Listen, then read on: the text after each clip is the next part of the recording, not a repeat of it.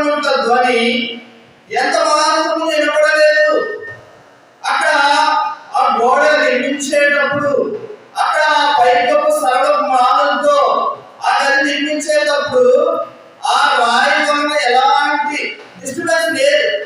ప్రేమ దేవుడారా, ఇప్పుడు రెండు విషయాలు చూసినట్లయితే ఈ రాళ్ళను మనం మనతో పోల్చుకోవచ్చు. దేవుడి సన్నిధికి మనం దేవుని ఆరాధించేదాన్ని మనం వచ్చినప్పుడు మనకి ఏముండకూడదంటే, మనం ఎలా సిద్ధపడి ఉండాలంటే ముందుగానే ఆ రాయి, గొడ్డలి, ఇంకా శుద్ధి వంటి ఇనప పనిముట్లు, దాని ముఖము, దాని స్థలము, దాని షేపు దేవుని ఆ మందిరం గోడ అమర్చే విధంగా దాన్ని ఏం చేసినాడంటే సిద్ధపరిచినాడు. మనం అంటే సిద్ధపాటు కలిగి ఉండాలి. మన జీవితంలో మనకు ప్రాముఖ్యమైన విశ్వాస జీవితంలో ప్రాముఖ్యమైనది ఏంటంటే సిద్ధపాటు. అది ఎన్ని విషయాల్లో? అనేకమైన అన్ని విషయాల్లో. చూడండి, ఈ మందిరాన్ని నిర్మించడానికి దేవుడు అన్ని ముందుగానే సిద్ధపరిచినాడు.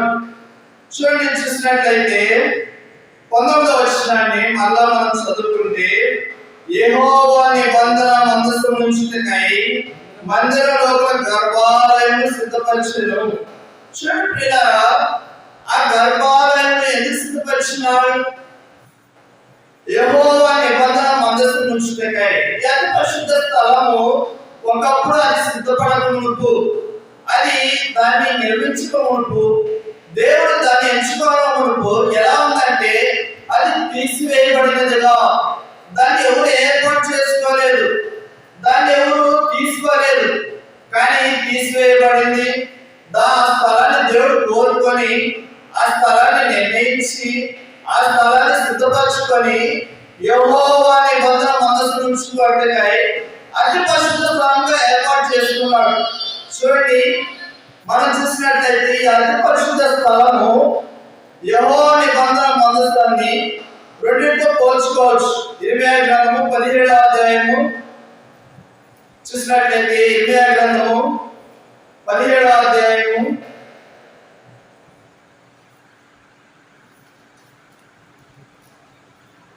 19వ వచనం. యెహోవా నాకు ఇలాగ సెలవిచ్చున్నాడు. క్షమించండి, 9వ వచనం. హృదయం అన్నిటికంటే మోసకరమైనది, హృదయం అన్నిటికంటే మోసకరమైనది, అది ఘోరమైన వ్యాధి కలది.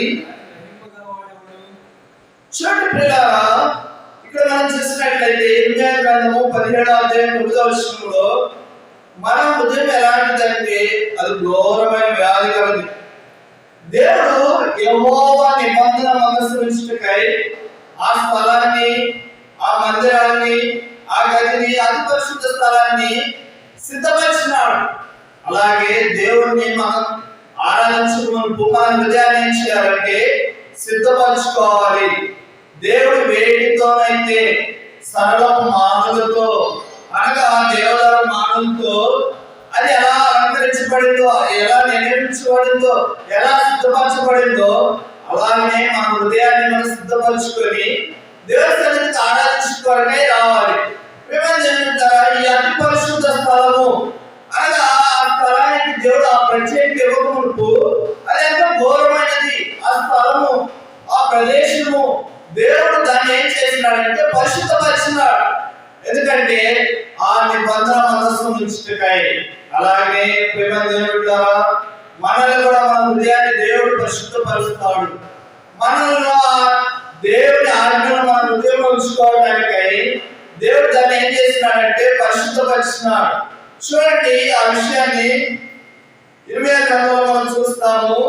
ఇర్మియా గ్రంథము 2వ అధ్యాయము 22వ వచనం. నీవు క్షారముతో కడుకొన్నను, విస్తారమైన సబ్బు రాసుకొన్నను. చూడండి పిల్లరా, ఆ హృదయంలో దోషం ఎలా కనపడుతుందంటే మరకవలే. దేవుడు ఆ మరకను ఏం చేసినాడంటే కడిగివేసినాడు. ప్రభువైన యేసుక్రీస్తు వారి రక్తంలో దాన్ని కడిగివేసి తాను నివాసం యోగ్యమైనదిగా ఆ హృదయాన్ని సిద్ధపరిచినాడు. మనం దేవుడి సన్నిధికి వచ్చే ముందు, దేవుడి సన్నిధిలో ఆయన ఆరాధించే ముందు మన హృదయాన్ని అట్టి హృదయంగా సిద్ధ సిద్ధపరచుకోవాలని దేవుని ఆశ. ఈ మందిరం ఎలా నిర్మించబడిందంటే అలాగా యెహోవా నిబంధన మధ్యస్థము ఉంచడానికి యోగ్యమైనదిగా సిద్ధపరచబడుతూ వచ్చింది. అది మన హృదయంలో ఉంచుకోవాలన్నా అటు సిద్ధపాటు మనం కలిగి ఉండాలి. చూడండి, కొన్ని విషయాలు బైబిల్ గ్రంథంలో సిద్ధపరచబడుతూ ఉన్నాయి ముందుగానే. చూడండి, అవేంటంటే న్యాయాధిపతుల గ్రంథము 5వ అధ్యాయం 2వ వచనం. న్యాయాధిపతుల గ్రంథము 5వ అధ్యాయం 2వ వచనం.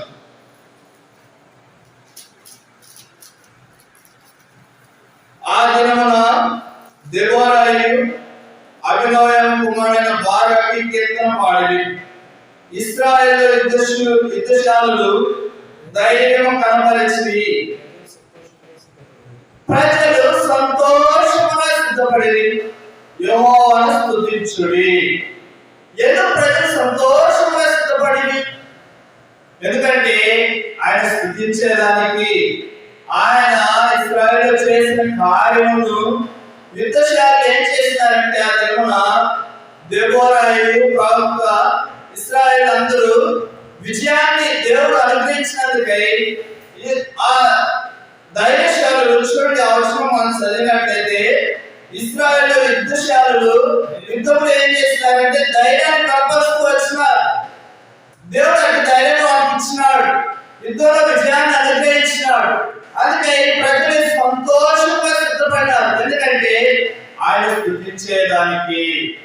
మన దేవుని మందిరానికి వచ్చిన ముందు అటు సిద్ధపాటు, అటు జాగ్రత్త మనం కలిగి ఉంటే దేవుడు ఎంతో సంతోషపడతాడు. ఆయన సన్నిధిలో ఆయన ఆరాధించుకోవకై అంత సిద్ధపాటు మనం కలిగి ఉండాలని దేవుని ఆశ, కోరిక. అందుకే దేవుడు ఇట్టి లేఖనాలు మనం జ్ఞాపకం చేస్తూ వచ్చినాడు. చూడండి, మనం చూసినట్లయితే ఇంకొక చిన్న భాగాన్ని చూసుకొని మనం ముందుకు కొనసాగి వెళ్ళిపోతాం. ప్రకటన గ్రంథము 21వ అధ్యాయం 2వ వచనం. ప్రకటన గ్రంథము 21వ అధ్యాయం 2వ వచనం. మరియు మరియు నేను నూతనమైన యెరూషలేము పరిశుద్ధ పట్టణము తన భర్త కొరకు అలంకరింపబడిన